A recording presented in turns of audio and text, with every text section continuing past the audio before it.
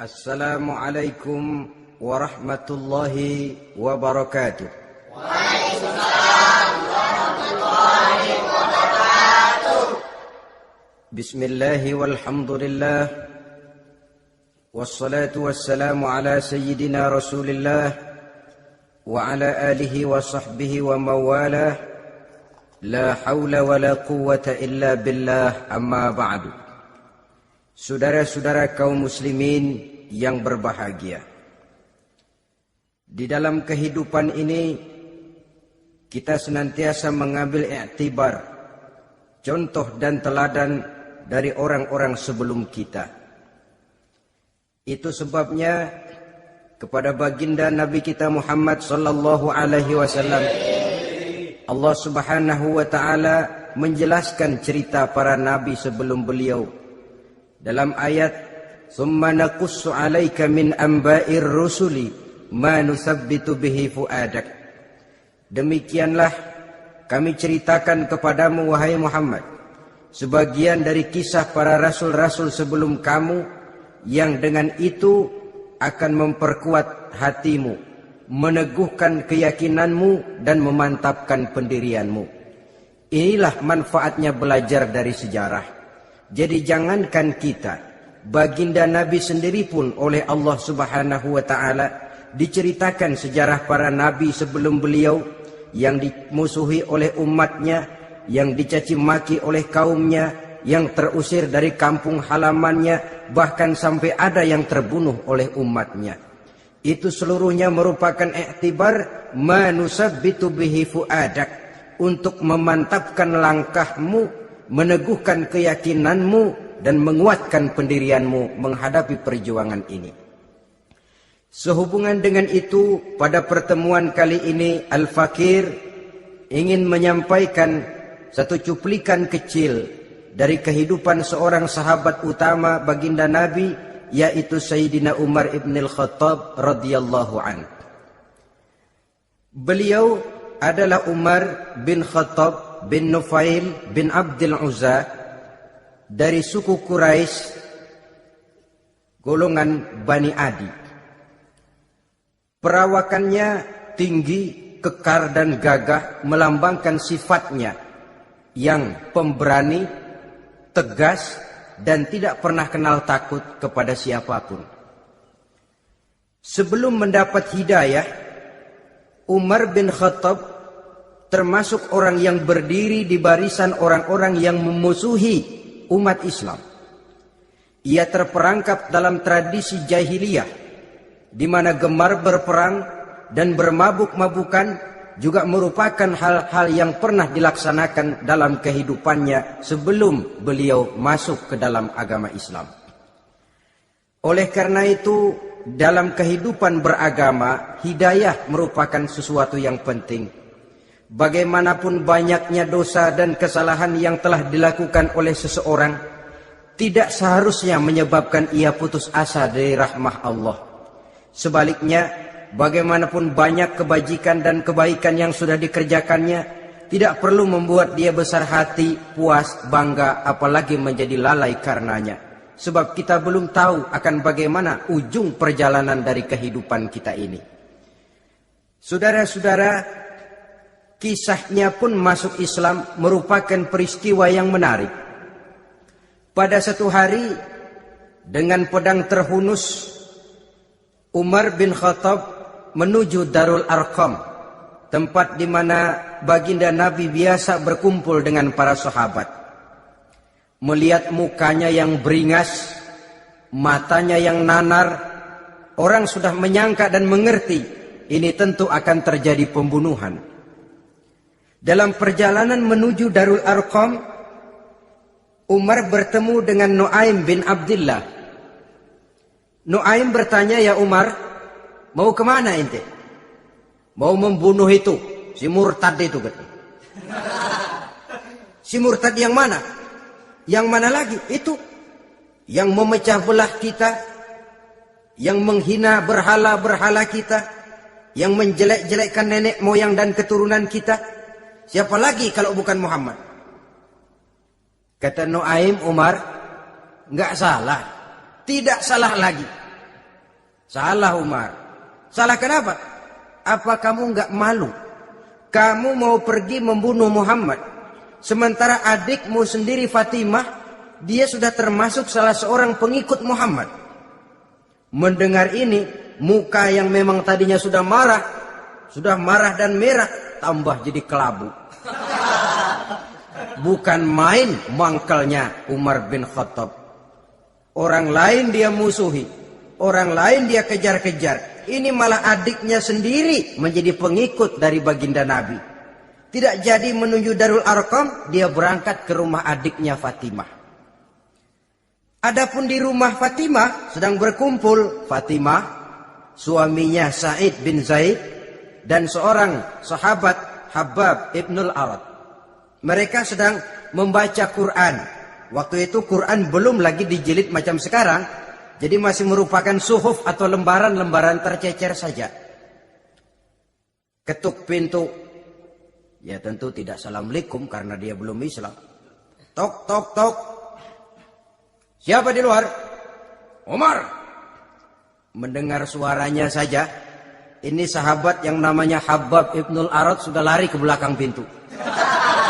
Sambil komat kamit baca doa mohon diselamatkan oleh Allah.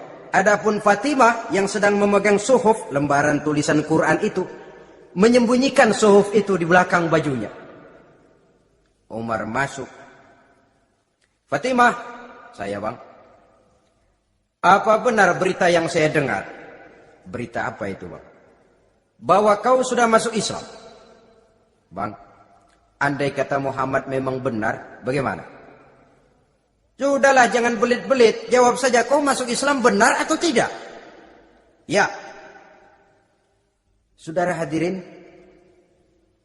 begitu dikatakan iya, tangannya langsung melayang, menampar muka adiknya ini, sehingga mengalir darah dari hidungnya. Suaminya Sa'id bin Zaid yang mencoba melindungi istrinya, dipegang lehernya, dibanting, diduduki dadanya. Oh ini jawara ini.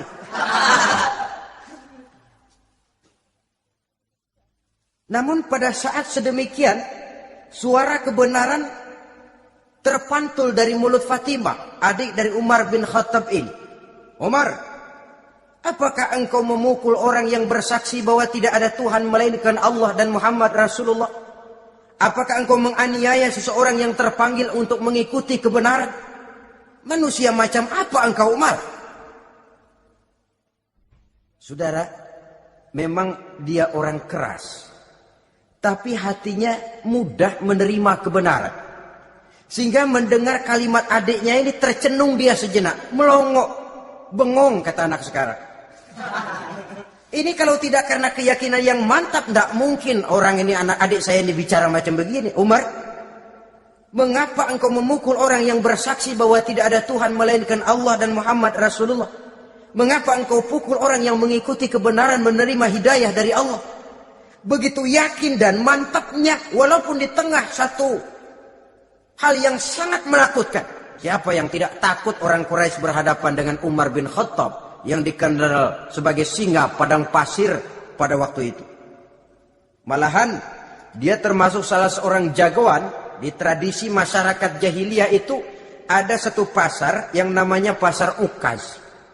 Tiap tahun di pasar itu diadakan pesta. Pertama pertandingan syair. Jadi penyair waktu itu jadi kebanggaan. Syair-syair yang menang itu digantung di dinding Ka'bah. Jadi setiap suku akan bangga kalau mempunyai ahli syair yang hebat. Nah, lalu diadakan juga lah perlombaan balap kuda, memanah, termasuk gulat. Lah Umar ini tiap kali pertarungan mesti menang. Belum pernah ada yang berhasil mengalahkan dia. Jawara. Saudara-saudara, mendengar adiknya begitu mantap hatinya, apalagi ketika adiknya berkata begitu, suhuf, lembaran yang disembunyikan di belakang bajunya tersembul. Apa yang kau sembunyikan di balik bajumu itu? Suhuf. Apa suhuf itu? Lembaran Al-Quran. Coba saya lihat. Enggak boleh. Kenapa? Kamu kotor. Orang kotor tidak boleh megang Quran. Saya mau lihat. Enggak boleh. Kalau kamu mau lihat, mandi dulu. Diturutinya permintaan adiknya itu. Lalu diambilnya suhuf tadi. Dia baca. Kebetulan ayat yang dibacanya, ayat pertama dari surah Toha, yang berlanjut dengan ayat 14 pada surah yang sama. Dia baca, Bismillahirrahmanirrahim. Toha, ma anzalna ilaikal Qur'ana litashqa, illa tazkiratan liman yakhsha. Toha, tidaklah aku turunkan Al-Quran ini untuk bikin sukar manusia, melainkan merupakan pengingat bagi orang-orang yang takut kepada Allah. Lalu pada ayat ke-14, Innani anallahu la ilaha illa ana fa'budni. Sesungguhnya akulah Allah, tidak ada Tuhan melainkan aku, maka hendaknya hanya kepadakulah kamu menyembah. Wa aqimis sholata li dzikri, dirikanlah salat untuk mengingat aku. Innas sa'ata atiyatun akadu ukhfiha litujza kullu nafsin ma tas'a. Sesungguhnya kiamat itu pasti akan datang, yang sengaja waktunya kami tidak beritahukan kepada kamu semua, untuk kami balas segala setiap orang tentang apa saja yang telah mereka lakukan dalam kehidupan di dunia ini. Setelah membaca ayat ini, gemetar tangannya. Ini sih nggak main-main ini. Ini belum pernah saya baca ajaran semacam ini.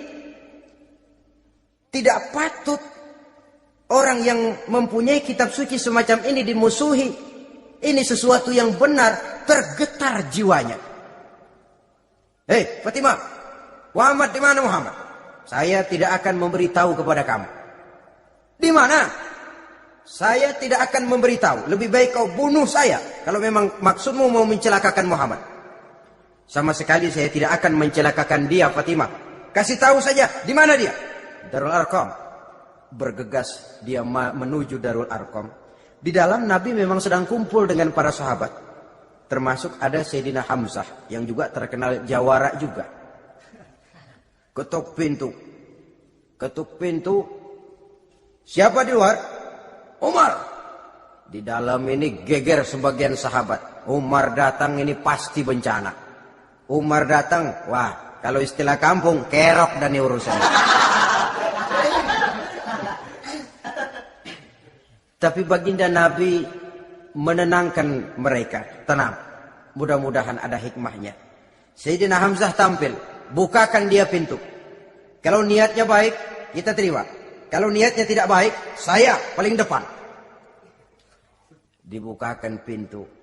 Begitu dibukakan pintu, Umar masuk merangkul baginda Nabi. Kemudian dengan tersendat, Asyhadu an la ilaha illallah wa asyhadu annaka ya Muhammad Rasulullah. Saya bersaksi tidak ada Tuhan melainkan Allah, dan saya bersaksi bahwa engkau hai Muhammad adalah utusan Allah. Sahabat takbir semua, Allahu Akbar, Allahu Akbar. Kegembiraan meliputi suasana ketika itu. Kenapa? Karena sebelumnya dikala Umar belum masuk Islam, dia merupakan ganjalan yang paling dikhawatirkan oleh umat Islam. Setelah dia masuk Islam, jelas merupakan suatu keuntungan yang sangat besar. Dan dia tertarik kepada Islam bukan karena bujuk rayu orang, tidak karena diberikan harta, tidak karena diiming-iming oleh kedudukan tinggi, tapi karena kebenaran, hidayah menembus hatinya melalui wasilah ayat dalam surah Toha yang dibacanya melalui suhuf yang dipegang oleh adiknya tadi. Sejak saat itu berubah 180 derajat Umar bin Khattab radhiyallahu anhu. Tetapi tetap dengan sifatnya keras, tegas, dan tidak pernah kenal takut kepada siapapun. Cuma kalau sebelum Islam, dia kerasnya kepada Islam. Setelah dia masuk Islam, muter arah. Kepada siapapun yang memusuhi Islam, dia bersikap keras, tegas, dan tidak pernah kenal takut. Bahkan setelah beliau masuk Islam, satu hari ketika di Darul Arqam kumpul-kumpul, waktu itu Nabi belum berdakwah secara terbuka karena pengikut masih sedikit. Sayyidina Umar usul, ya Rasul, ada apa Umar? Alasna alal haq, fi mamatina wa mahyana. Ya Rasul, bukankah kita ini berdiri di atas sesuatu yang benar? Bukankah mati kita, hidup kita untuk melaksanakan sesuatu yang benar? Bala ya Umar, betul Umar. Wallazi nafsi biyadih, innakum la'ala al-haq in muttum wa in hiyitum. Demi Allah Umar, kata Nabi, sesungguhnya kamu dan kita semua berdiri di atas kebenaran, hidup ataupun mati. Setelah mendapat jawaban begini, Umar masuk kepada tujuan pembicaraannya. Izan ya Rasul, fafimal ikhtifa. Kalau memang begitu ya Rasul, kalau memang kita yakin kita berdiri di atas kebenaran, kita hidup karena kebenaran, kita mati pun memperjuangkan kebenaran, fafimal ikhtifa. Kenapa mesti ngumpet-ngumpet? Kenapa harus sembunyi-sembunyi? Wallazi ba'asaka bil haq. Demi Allah ya Rasul, la takhrujanna wa la nakhrujanna ma'ak. Tuhan harus keluar menyampaikan Islam ini secara terbuka, dan kami akan mendampingi Tuhan dengan segenap jiwa dan raga. Sekali masuk Islam gak tanggung-tanggung. Yang kayak begini ini yang kita perlukan sekarang ini. Begitu masuk Islam, nggak tanggung seluruhnya, jiwa dan raganya masuk Islam. Beliau yang pertama kali mengajukan ide, kenapa harus dakwah sembunyi ya Rasul? Uang kita berdiri di atas kebenaran, memperjuangkan sesuatu yang hak. Kalau kita mati, kita pun mati membela kebenaran. Kenapa mesti fafimal ikhtifa? Kenapa harus sembunyi-sembunyi? Mulai sekarang, mari keluar ya Rasul, saya akan dampingi Tuhan, nyawa taruhannya. Saudara hadirin yang saya hormati, selalu dia tempat-tempat yang pernah dia melaksanakan maksiat sebelum dia Islam, selalu dia kunjungi sampai dia berkata, tidak ada tempat yang pernah saya melakukan kesalahan sebelum saya Islam yang harus saya tutupi dengan kebajikan setelah saya Islam sekarang ini. Bahkan ada satu riwayat menjelaskan beliau itu yang tinggi badannya, kekar perawakannya, gemetar orang ngadepin dia. Tapi beliau sendiri sangat mudah gemetar kalau sudah mendengar ayat-ayat Allah. Sehingga ada satu riwayat menjelaskan Sayyidina Umar itu setelah masuk Islam, kalau sholat kadang-kadang bila menoleh ke kanan beliau senyum, bila menoleh ke kiri beliau menangis berurai air mata. Ada orang bertanya, ya Umar, kenapa menengok ke kanan kau senyum, ke kiri kau menangis? Itulah kalau saya ingat jahilnya saya sebelum Islam. Adapun bila saya menoleh ke arah sebelah kanan, saya tersenyum, teringat betapa dulu saya membuat berhala dari korma. Saya tumpuk-tumpuk, saya susun begitu rupa. Setelah saya sembah, saya makan itu korma. Gagah betul saya waktu itu, sampai Tuhan pun saya makan. Adapun kalau saya menoleh ke kiri, teringat putri kesayangan saya yang terbawa oleh tradisi jahiliyah, takut menanggung aib, merasa malu mempunyai anak perempuan sampai dia terkubur hidup-hidup. Berurai air mata saya mengingat semua itu. Padahal Nabi sudah memberikan jaminan. Sebab saudara jangan lupa, orang kafir masuk Islam, dalam Islam itu dihitung dari bayi lagi. Dari nol, itulah untungnya. Jadi misalnya sudah 60 tahun, dari kecil sampai 60 tahun kafir. Umur 61 masuk Islam. Nah, sejak umur 61 itulah yang dihisab oleh Allah. 60 tahun ke bawah gratis bersih pemutihan. Istimewa betul. Tapi jangan lalu diniatin, gua kafir aja. Nanti sudah tua-tua mau giliran mati baru Islam, itu diniatin lain. Ini yang karena faktor hidayah, saudara-saudara. Nah, cintanya kepada baginda Nabi luar biasa. Dalam setiap pertempuran beliau selalu di front terdepan. Bahkan demikian cintanya sampai ketika hari di mana baginda Nabi wafat, saudara-saudara. Disampaikan berita wafat Nabi kepada Umar ini. Ya Umar, baginda Nabi sudah wafat. Kamu ngomong apa? Baginda Nabi sudah wafat. Bukan sedih, nyebut pedang, keluar matanya melotot. Siapa yang bilang Muhammad mati, saya tabas batang lehernya. Begitu cintanya beliau kepada baginda Nabi, sampai-sampai nggak menerima kalau Nabi wafat. Taruhlah nggak bisa mati bersamaan, bolehlah mati beriring-iring saja barangkali maksudnya. Saudara-saudara, cabut pedang, kelayaban kemana-mana. Ayo, siapa ngomong Muhammad mati, saya tebas batang lehernya. Sampai bertemu dengan Sayyidina Umar, Sayyidina Abu Bakar. Di tempat orang banyak, Sayyidina Abu Bakar yang bijaksana ini pidato. Ayuhan nas, man kana ya'budu Muhammadan, fa inna Muhammadan qad mata. Wa man kana ya'budu Allah, fa inna Allah hayyun la yamut. Wahai manusia, barang siapa yang menyembah Muhammad, maka Muhammad sudah mati. Tetapi barang siapa yang menyembah Allah, Allah akan hidup selamanya dan tidak akan pernah mati. Mendengar pidato ini, Sayyidina Umar sadar bahwa sebenarnya yang tidak bisa mati itu cuma Allah. Bagaimanapun agungnya baginda Nabi, besarnya baginda Nabi, tinggi akhlak budi pekertinya Nabi, cintanya beliau kepada Nabi, toh Nabi manusia. Dan manusia harus mati. Kemudian dibacakan surah Ali Imran ayat 144. Wa ma Muhammadun illa rasul qad khalat min qablihi rusul afa immata aw qutilan qalabtum ala aqabikum. Muhammad tidak lain daripada manusia, telah datang kepadanya rasul. Apakah jika ia mati engkau kembali menjadi murtad atau mundur ke belakang? Mendengar ayat ini dibacakan, Sayyidina Umar sadar, berurai air matanya, menangis dalam kesedihannya. Ini cintanya yang demikian tinggi kepada baginda Rasulullah sallallahu alaihi wasallam. Begitulah seluruh kesalahan yang dia lakukan pada saat sebelum dia masuk Islam, berusaha dia tutupi dan dia tebus dengan segala kebaikan, pengabdian, perbuatan soleh setelah dia masuk Islam. Sehingga diajarkan oleh baginda Nabi, ittaqillaha haitsu ma kunta wa atbi'i sayyi'atal hasanata tamhuha wa khaliqin nasa bi khuluqin hasanin. Bertakwalah kamu kepada Allah, kata Nabi, dimanapun saja kamu berada. Jadi takwa tidak kenal tempat. Dimanapun saja kamu berada, bertakwalah kepada Allah.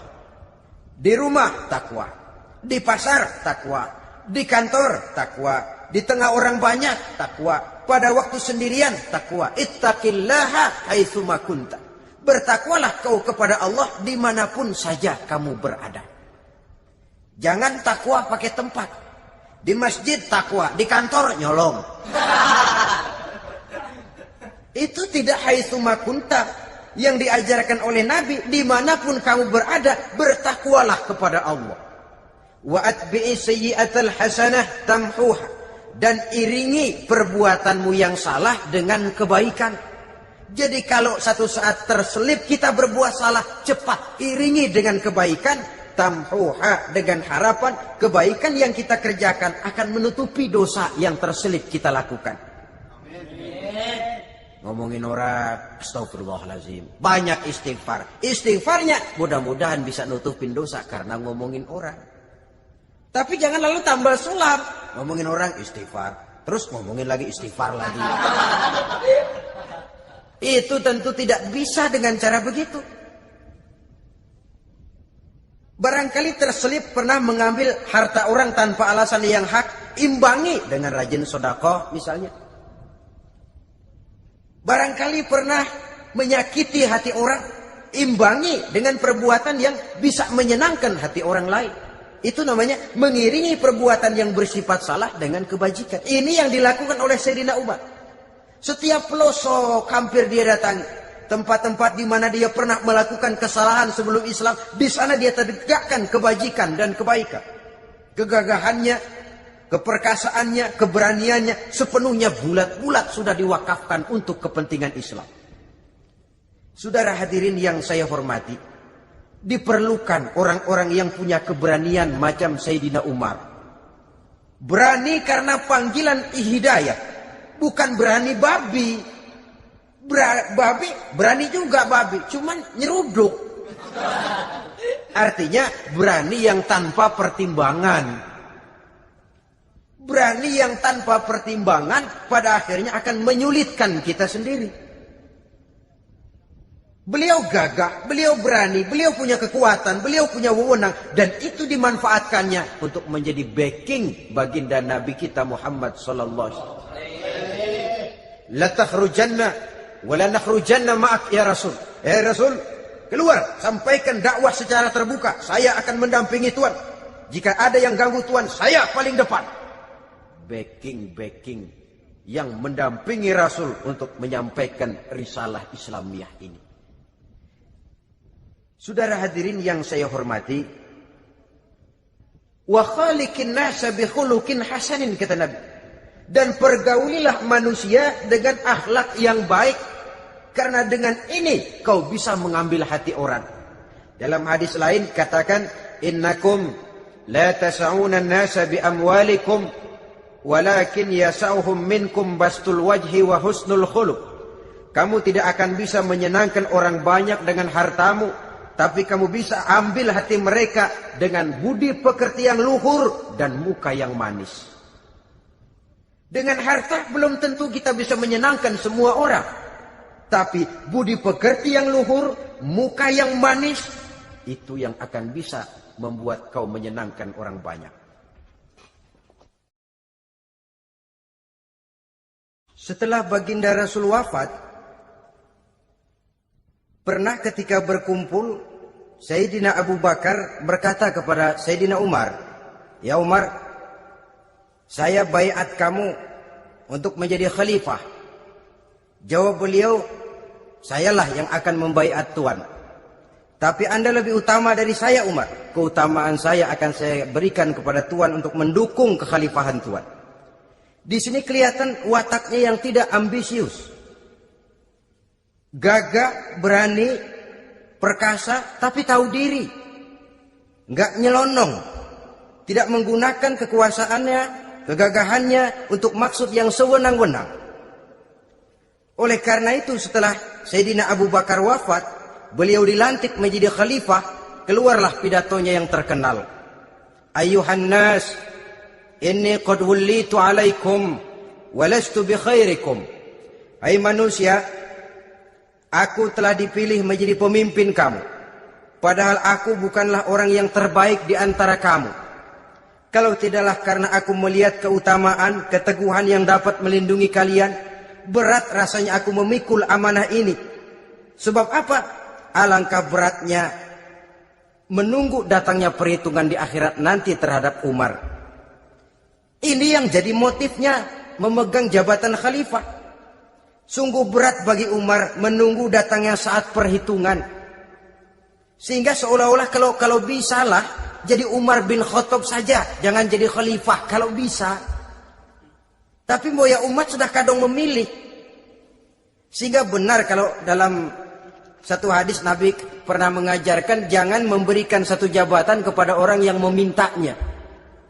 Sebab orang kalau sudah minta jabatan, apalagi pakai jilat-jilat, pakai upeti-upeti, tentu ada tendensinya.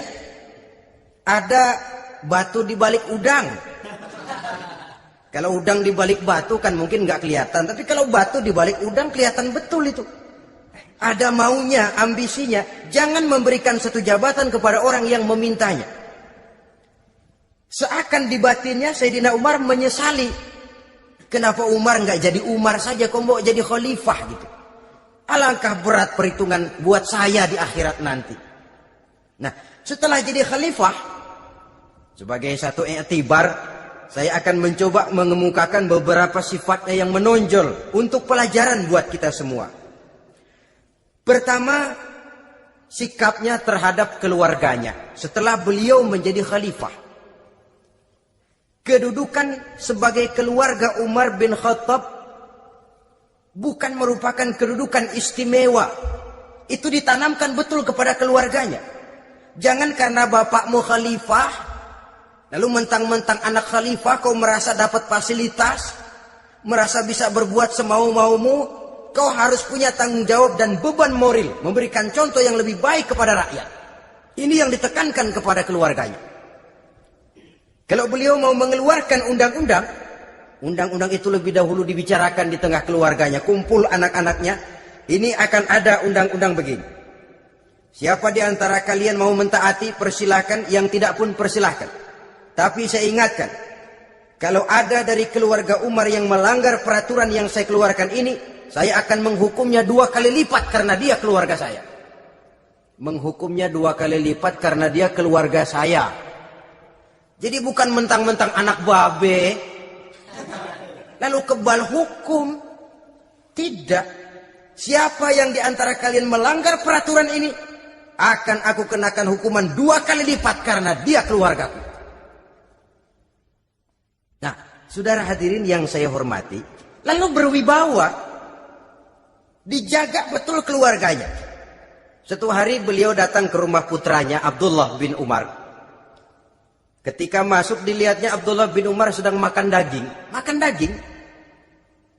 Merah muka Umar. Mentang-mentang anak khalifah ya. Mentang-mentang anak Amirul Mukminin ya, kamu makan daging. Lihat tuh rakyat kita masih banyak yang kelaparan, makan daging, makan roti keras. Padahal itu halal. Sesuatu yang diperoleh dengan usahanya sendiri. Tetapi begitu hati-hatinya Umar untuk menjaga pandangan orang. Keluarga khalifah merupakan beban moral sebab akan dijadikan contoh oleh rakyatnya. Mentang-mentang anak khalifah ya, makan daging. Lihat tuh rakyat, roti keras digarotin. Lain saat beliau pergi ke satu pasar. Di situ dilihat ada sapi gemuk-gemuk. Tempat lain sapinya kurus-kurus. Tanya, ini yang gemuk-gemuk sapi siapa? Sapi Abdullah bin Umar. Sapi anaknya. Panggil Abdullah bin Umar, suruh sini. Datang anaknya. Abdullah bin Umar, bagaimana ceritanya sampai ini? Begini, Bapak. Dahulu itu dengan uang saya beli sapi, kurus-kurus. Lalu saya rawat. Saya berikan upah orang untuk merawat sapi-sapi itu. Sampai sekarang dia menjadi gemuk. Akan saya jual dan keuntungannya tentu sesuatu yang halal. Subhanallah, kata Umar. Kau ini anak Amirul Mukminin. Jual sapimu. Ambil modalnya, untungnya, masukkan baitul mal untuk urus kepentingan orang Islam. Dia nggak mau anaknya terlibat bisnis, ndompleng kekuasaan ayahnya. Karena mentang-mentang anak khalifah lalu segala macam bisnis lancar. Orang takut karena apa? Anak babe. Ada lagi. Pada waktu pembagian harta ghanimah, putri beliau yang namanya Hafsah, ini adalah istri baginda Nabi, meminta bagian. Kaum kerabat ayah, ini kerabat khalifah, kitalah dulu kerabat. Kalau kau kerabatku, maka jatahmu nanti dari ayahmu. Harta ini masih lebih banyak dibutuhkan oleh orang-orang Islam. Nanti belakangan, kalau ada sisanya. Belakangan kalau ada sisanya. La haula wala quwata illa billah.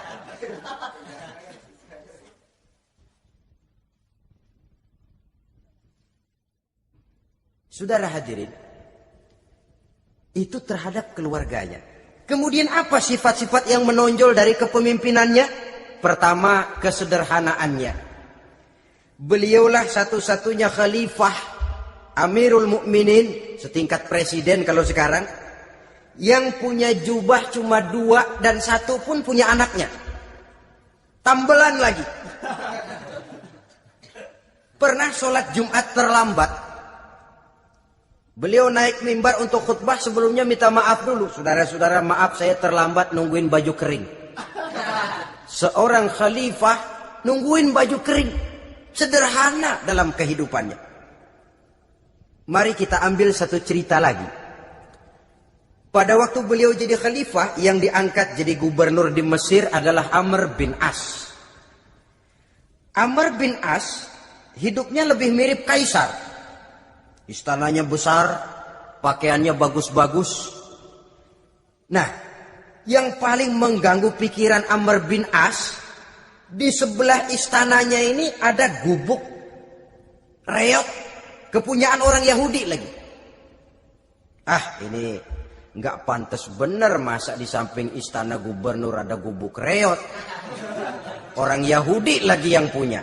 Ini mesti, udah bikin saja rencana, panggil dinas tata kota, bikin planning. Di sini mau dibangun masjid, proyek negara. Bikin gambarnya, susun anggarannya, tender. Saudara-saudara, si Yahudi yang punya gubuk reot dipanggil. Yahudi, ada apa, Pak? Kamu tahu nggak? Enggak. Iya, memang belum saya kasih tahu.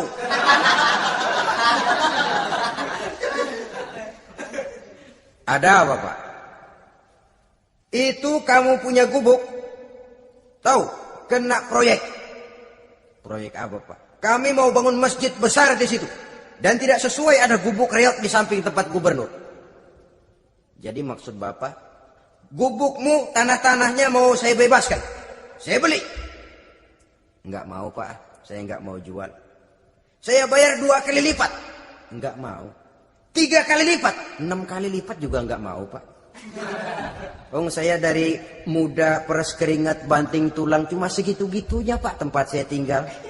Gubuk reot sama tanahnya sedikit. Makmur saya, Pak, cuma rumah sama sumur.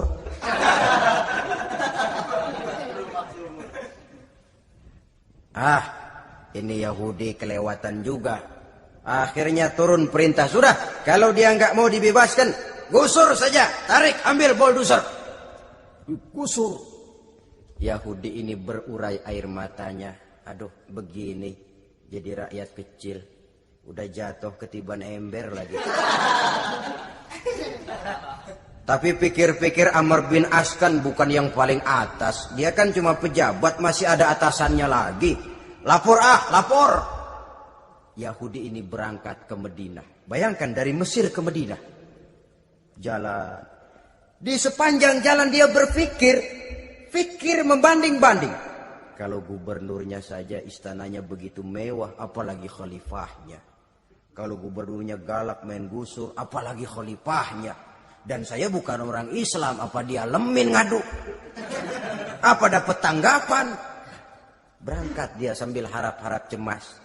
Sampai di pintu kota Madinah, dia temui orang lagi tidur di bawah pohon korma. Selamat siang, Pak. Ada apa? Pak. Apa? Mau lapor. Lapor apa? Bapak tahu Khalifah Umar bin Khattab? Tahu. Istananya di mana, Pak? Istananya di atas lumpur. Di atas lumpur. Di atas lumpur. Pengawalnya banyak, Pak. Banyak. Siapa, Pak? Yatim piatu, janda-janda tua, orang-orang miskin, orang-orang lemah, itu pengawalnya.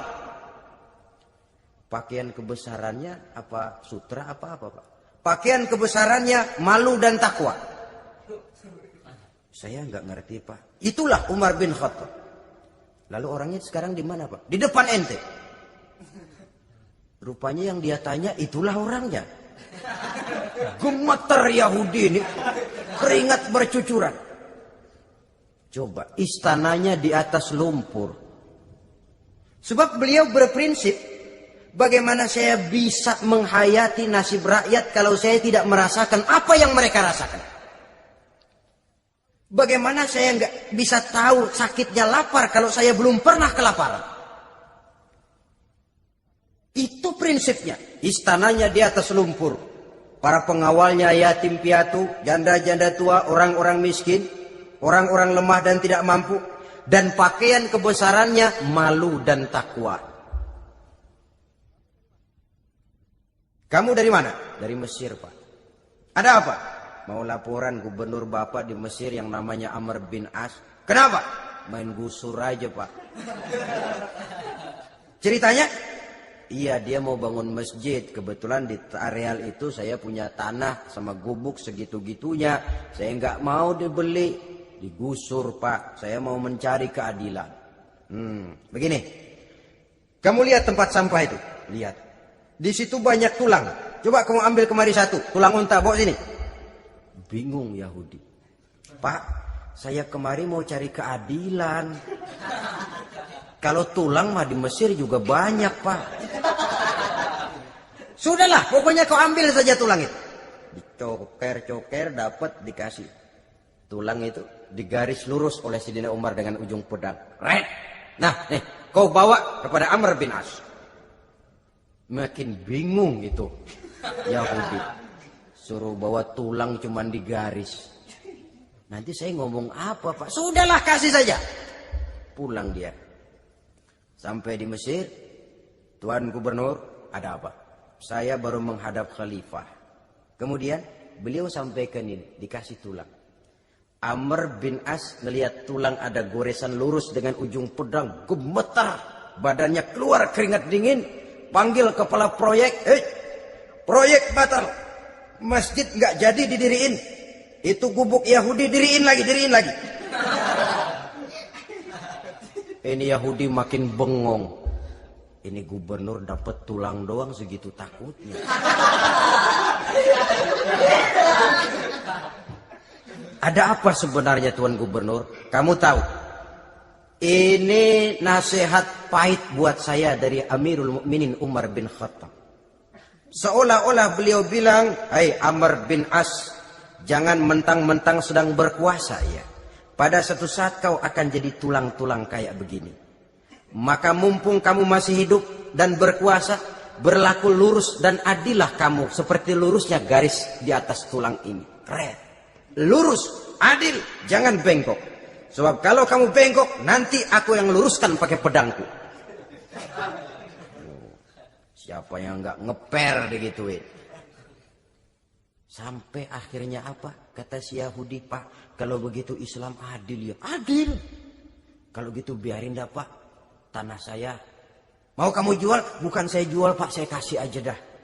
Campur gubuk-gubuknya, ambil aja dah.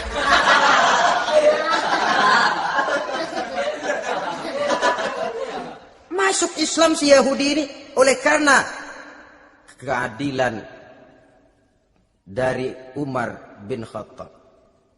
Begitulah kesederhanaan hidupnya. Sampai saudara, yang ironi betul, pernah Utsman bin Affan, Ali bin Abi Thalib, Thalhah dan Zubair kumpul mendengar berita bahwa Sayyidina Umar ini punya hutang. Bayangkan, seorang khalifah untuk melangsungkan hidupnya sampai punya hutang. Padahal Baitul Mal di bawah kekuasaannya. Berunding Utsman, Ali, Thalhah, Zubair. Kalau kita langsung ngomong sama Umar nggak enak dong, dia nggak bakalan terima. Lewat putrinya aja, Hafsah. Baik. Hafsah ngomong sama Umar, Abah, kenapa? Bagaimana kalau honor Abah ditambah, ditingkatkan supaya hutang bisa ketutup? Hafsah, saya Abah. Siapa yang nyuruh kamu ngomong begitu? Enggak ada. Ada. Saya tahu ada ini. Kalau nggak ada, kamu nggak mungkin ngomong begitu. Tapi orangnya kalau saya tuntut, mereka mungkin nggak mau. Sekarang saya mau tanya Hafsah, kau kan istri Rasul, betul? Nah, saya mau tanya, suamimu makanannya apa? Daging? Bukan. Roti. Tempat tidurnya kasur empuk? Bukan. Kain kasar yang kalau musim panas kami bentangkan, kalau musim dingin separuh buat tidur, separuh buat selimut. Pakaian yang dibelikan untukmu berapa banyaknya? Cuma 2. Nah, itu guru saya, orang yang paling saya cintai, dan itu yang saya ikuti.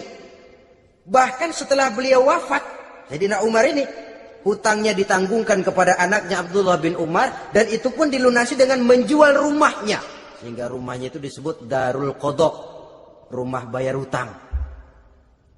Begitu kesederhanaannya. Jadi nggak pakai aji mumpung jadi khalifah lalu kayak ikan gurita, tangan yang mana aja megang. Itu kan mental monyet. Monyet itu kan begitu. Tangan megang kiri kanan, mulut ngawal, kaki megang, temennya dikasih masih ngerampas juga. Monyet rakus betul itu. Itu kesederhanaannya. Kenapa kesederhanaan ini timbul? Karena sikap zuhudnya. Zuhud itu tarkud dunia li ajlil akhirah. Orang yang mengambil dunia hanya yang diperlukan dengan lebih mengutamakan kehidupan akhirat.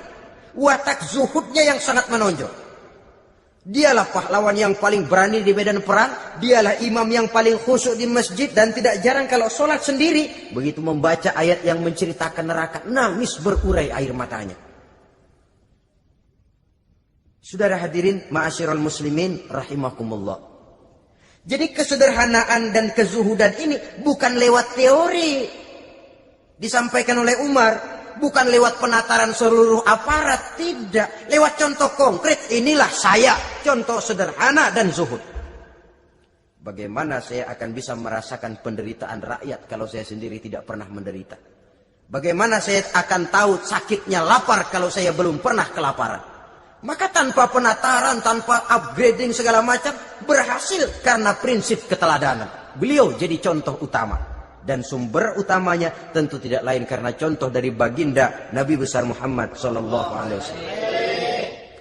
Dua, sederhana, yang kedua zuhud.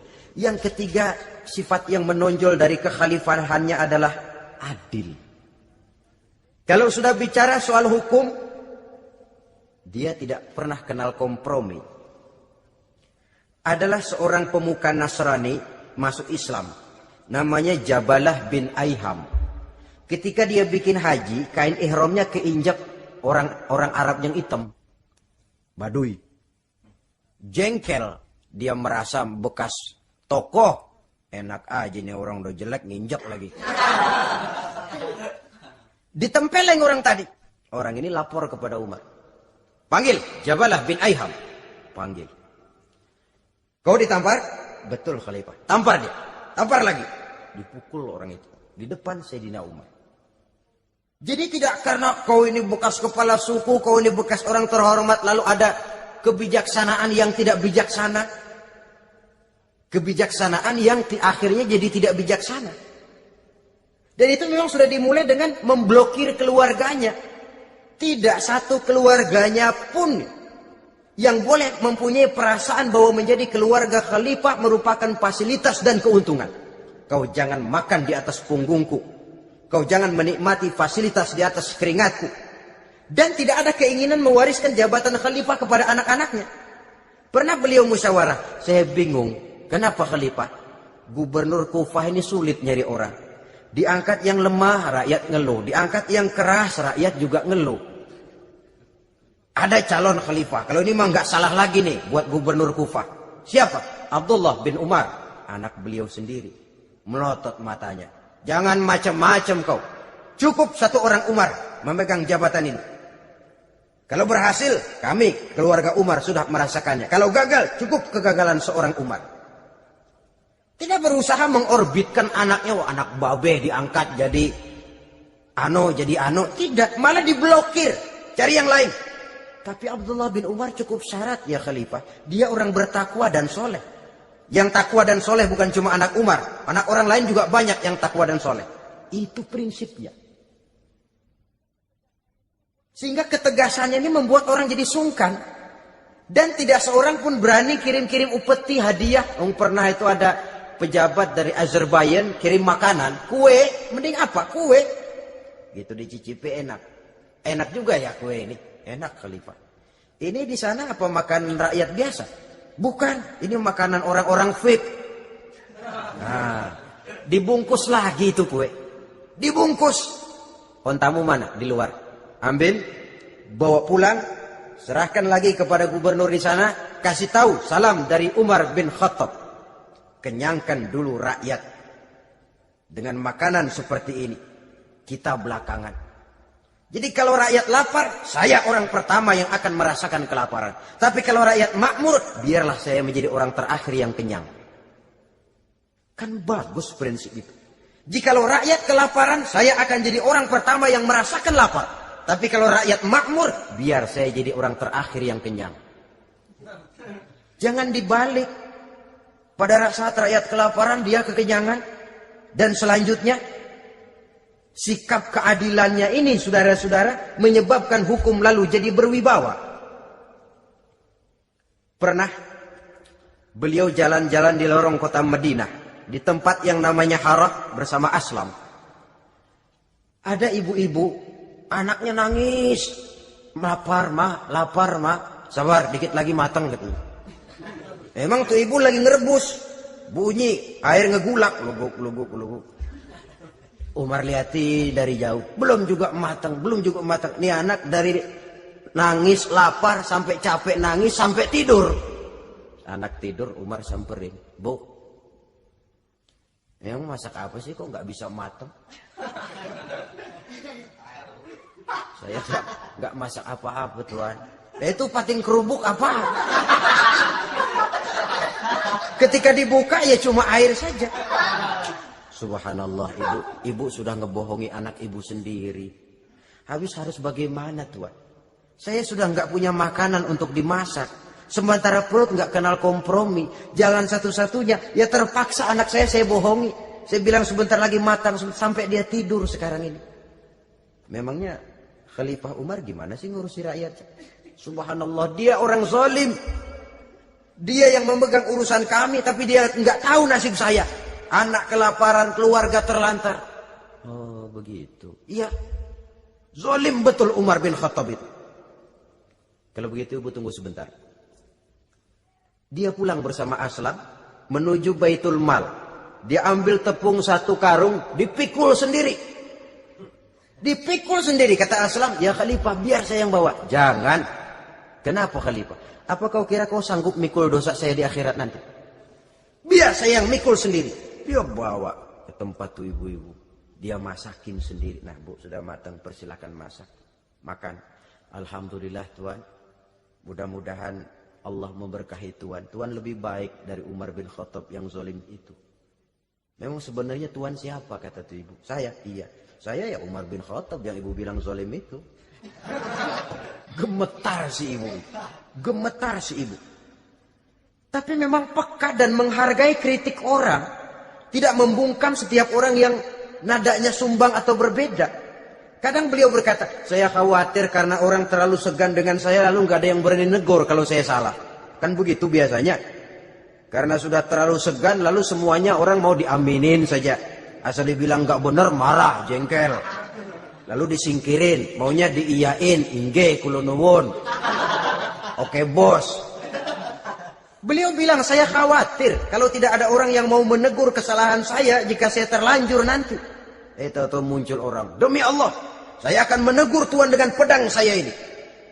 Cerah mukanya, senyum bibirnya. Alhamdulillah, anak muda, saya memerlukan orang macam kau. Yang berani berkata ya terhadap yang benar dan tidak terhadap yang tidak benar, apa dan bagaimanapun resikonya. Di sini kelihatan sikap beliau menghadapi orang yang berbeda pendapat.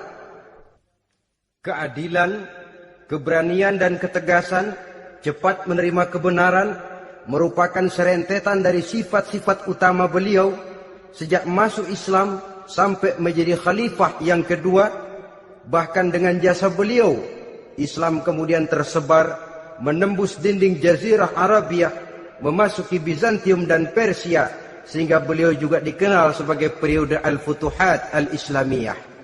Nah, saudara-saudara, inilah cuplikan kecil dari kehidupan seorang agung dan besar yang memang sangat terbatas kata-kata untuk melukiskan kebesaran itu.